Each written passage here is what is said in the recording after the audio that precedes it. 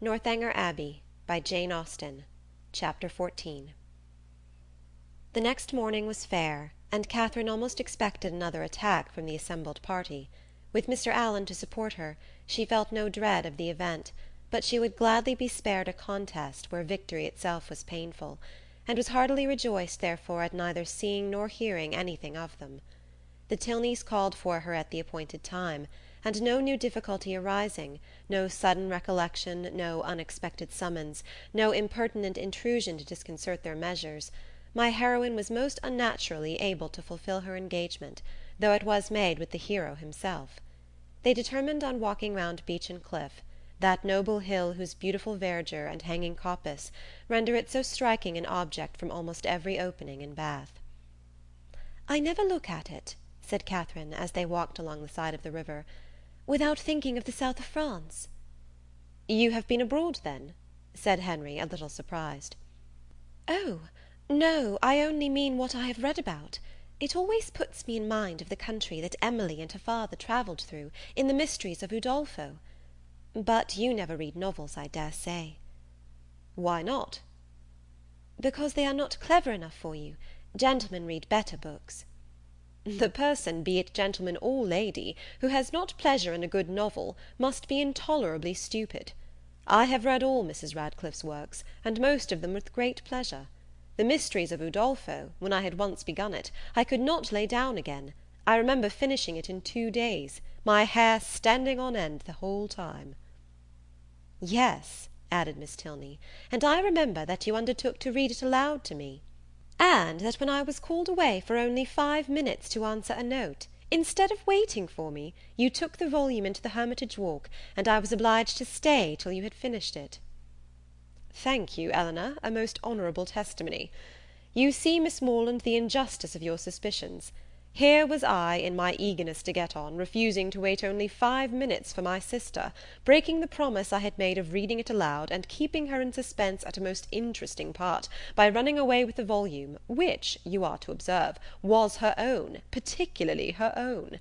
I am proud when I reflect on it, and I think it must establish me in your good opinion."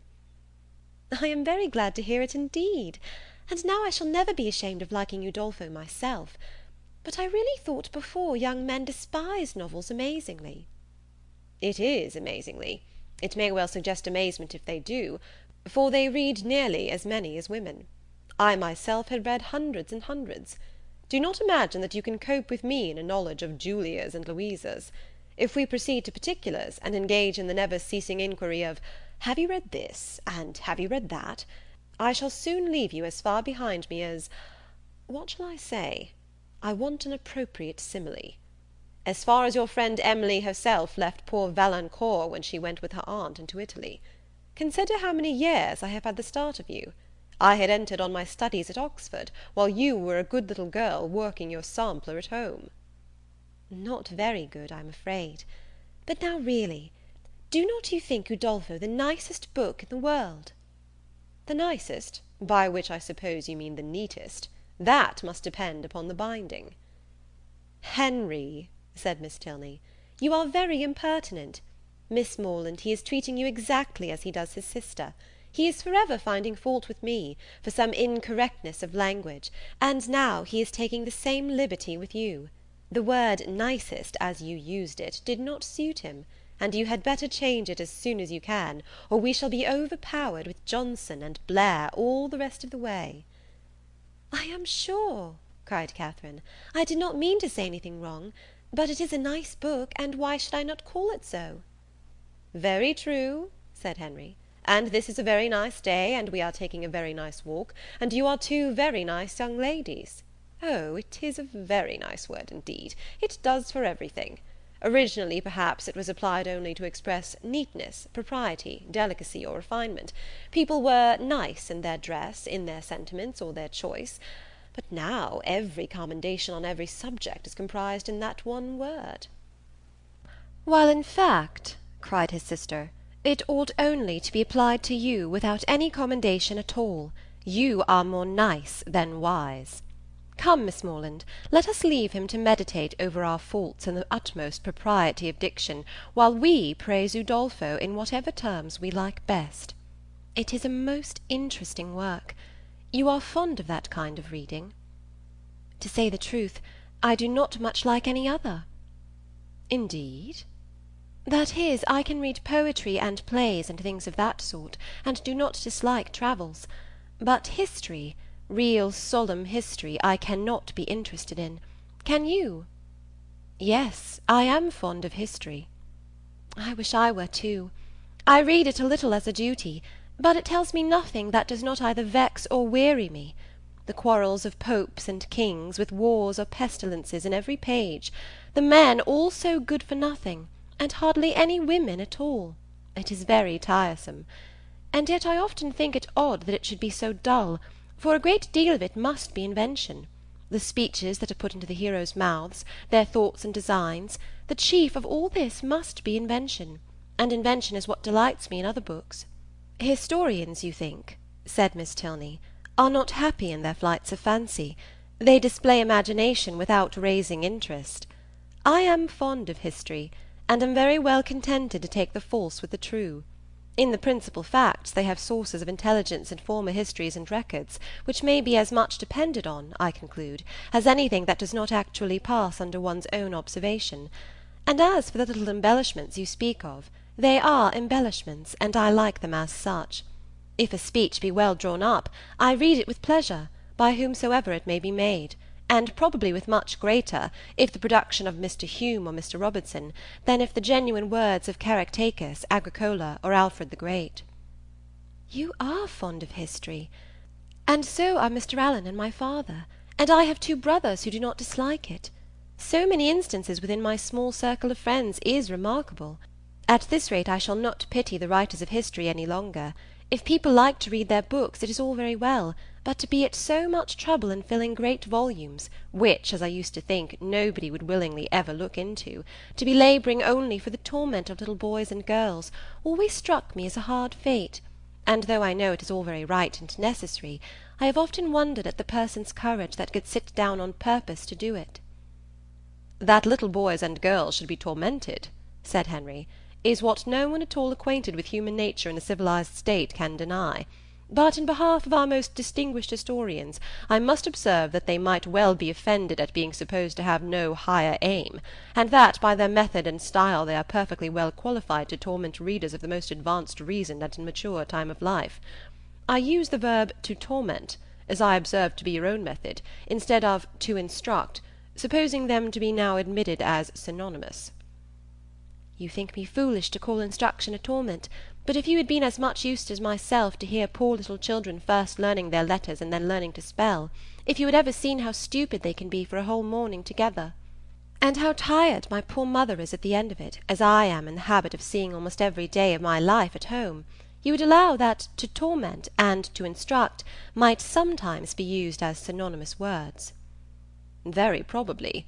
But historians are not accountable for the difficulty of learning to read, and even you yourself, who do not altogether seem particularly friendly to very severe, very intense application, may perhaps be brought to acknowledge that it is very well worth while to be tormented for 2 or 3 years of one's life for the sake of being able to read all the rest of it. Consider, and if reading had not been taught, Mrs. Radcliffe would have written in vain, or perhaps might not have written at all. Catherine assented, and a very warm panegyric from her on that lady's merits closed the subject. The Tilneys were soon engaged in another on which she had nothing to say. They were viewing the country with the eyes of persons accustomed to drawing, and decided on its capability of being formed into pictures with all the eagerness of real taste. Here Catherine was quite lost. She knew nothing of drawing, nothing of taste, and she listened to them with an attention which brought her little profit, for they talked in phrases which conveyed scarcely any idea to her. The little which she could understand, however, appeared to contradict the very few notions she had entertained on the matter before. It seemed as if a good view were no longer to be taken from the top of an high hill, and that a clear blue sky was no longer a proof of a fine day. She was heartily ashamed of her ignorance. A misplaced shame. Where people wish to attach, they should always be ignorant. To come with a well-informed mind is to come with an inability of administering to the vanity of others, which a sensible person would always wish to avoid. A woman especially, if she have the misfortune of knowing anything, should conceal it as well as she can. The advantages of natural folly in a beautiful girl have been already set forth by the capital pen of a sister author, and to her treatment of the subject I will only add, in justice to men, that though to the larger and more trifling part of the sex imbecility in females is a great enhancement of their personal charms, there is a portion of them too reasonable and too well informed themselves to desire anything more in woman than ignorance. But Catherine did not know her own advantages, did not know that a good-looking girl with an affectionate heart and a very ignorant mind cannot fail of attracting a clever young man, unless circumstances are particularly untoward. In the present instance, she confessed and lamented her want of knowledge, declared that she would give anything in the world to be able to draw, and a lecture on the picturesque immediately followed, in which his instructions were so clear that she soon began to see beauty in everything admired by him, and her attention was so earnest that he became perfectly satisfied of her having a great deal of natural taste. He talked of foregrounds, distances, and second distances, side screens and perspectives, light and shades, and Catherine was so hopeful a scholar that when they gained the top of Beechen Cliff she voluntarily rejected the whole city of Bath as unworthy to make part of a landscape.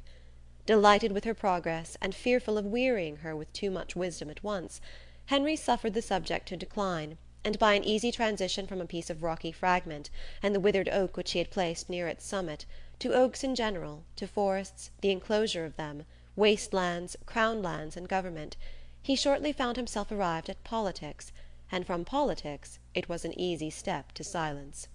The general pause which succeeded his short disquisition on the state of the nation was put an end to by Catherine, who, in a rather solemn tone of voice, uttered these words: "I have heard that something very shocking indeed will soon come out in London." Miss Tilney, to whom this was chiefly addressed, was startled, and hastily replied, "Indeed? And of what nature?" "That I do not know, nor who is the author. I have only heard that it is to be more horrible than anything we have met with yet." "Good heaven! Where could you hear of such a thing?" "A particular friend of mine had an account of it in a letter from London yesterday.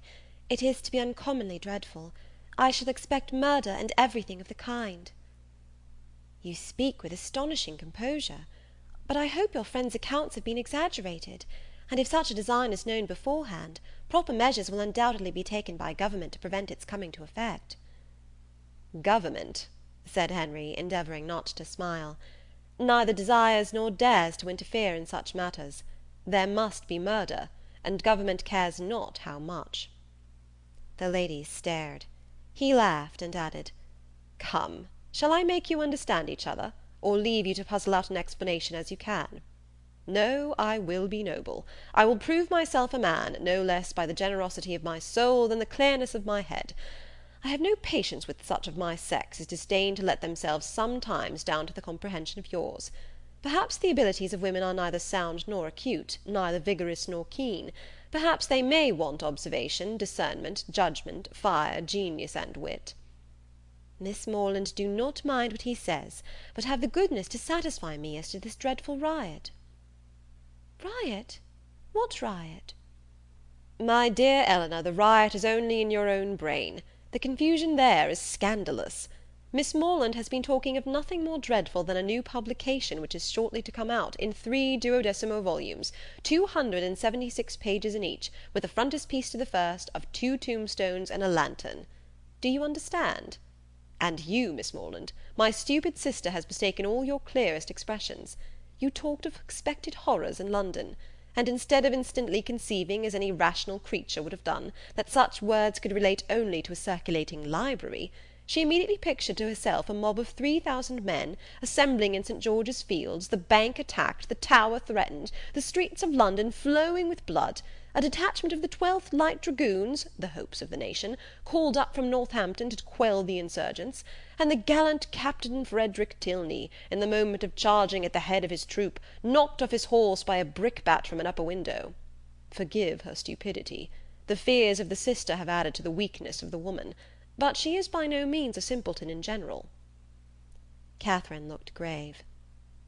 "And now, Henry," said Miss Tilney, "that you have made us understand each other, you may as well make Miss Morland understand yourself, unless you mean to have her think you intolerably rude to your sister, and a great brute in your opinion of women in general. Miss Morland is not used to your odd ways." I shall be most happy to make her better acquainted with them." "No doubt, but that is no explanation of the present." "What am I to do?" "You know what you ought to do. Clear your character handsomely before her. Tell her that you think very highly of the understanding of women." "Miss Morland, I think very highly of the understanding of all the women in the world, especially of those, whoever they may be, with whom I happen to be in company." "That is not enough. Be more serious." "Miss Morland, no one can think more highly of the understanding of women than I do. In my opinion, nature has given them so much that they never find it necessary to use more than half." "We shall get nothing more serious from him now, Miss Morland. He is not in a sober mood. But I do assure you that he must be entirely misunderstood if he can ever appear to say an unjust thing of any woman at all, or an unkind one of me." It was no effort to Catherine to believe that Henry Tilney could never be wrong.